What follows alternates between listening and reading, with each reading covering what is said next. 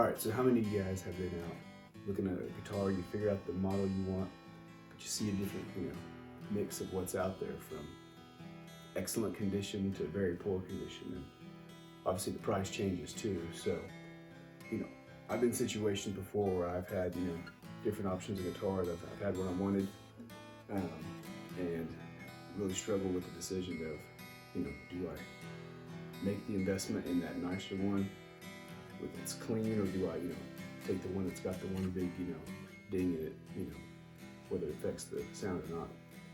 So what I have here is two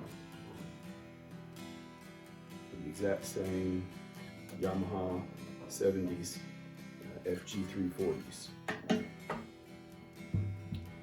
difference is, in these two, you can see right off the top, this one has a lot of wear. This was a bluegrass player that had their pinky or thumb resting on that top most of the time when they played. The other thing about this one has a big ding right there in the back where it was dropped. This one also came with the original case, hanging tag, and the receipt from 1981. That's pretty cool. This one, just by itself, but very clean. Not really any large dings, just a couple little scratches right here on the top, but really good condition. So, asking you, if both these guitars were relatively close in price, which one would you buy?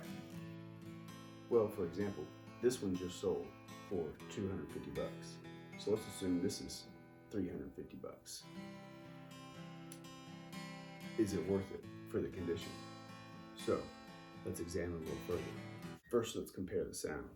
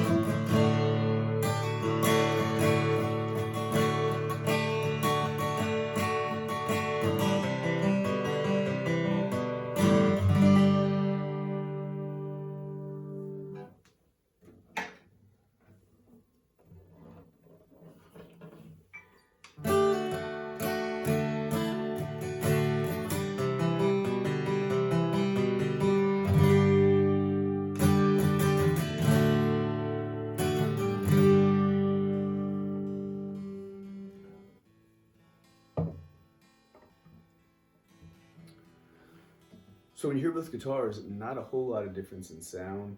This one has a little brighter end, I feel, on the higher end strings, but this one also has kind of a little different, grit to it. However, what's most important is not the cosmetics of this, or this big ding in the back that most likely will stay that way for a long time. That wood will probably chip a little more, but no one would really even notice it. Heck, I didn't notice it until I was kind of near the end of the transaction buying it out of the dude's car off of Facebook Marketplace. But anyways, point being, we examine these closer. What's most important on an acoustic is the action.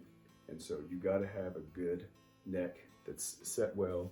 You wanna see the bridge flat, which both of these have a little bit of belling too.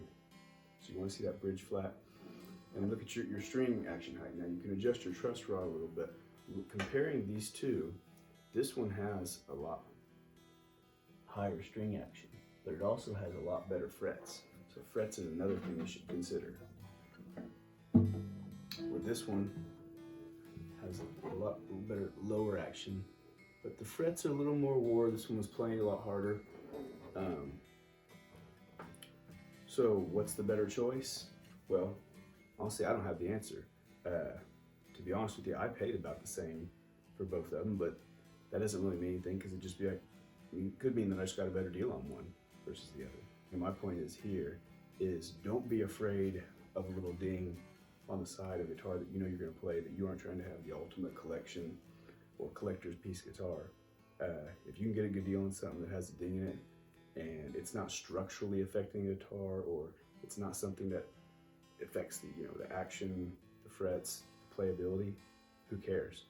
Hop on that. Focus on what's most important: how it sounds, how it feels, how it plays, how the action is, and don't worry about a little ding. If you want a collector's piece to sit in the closet and not be played, that's fine too.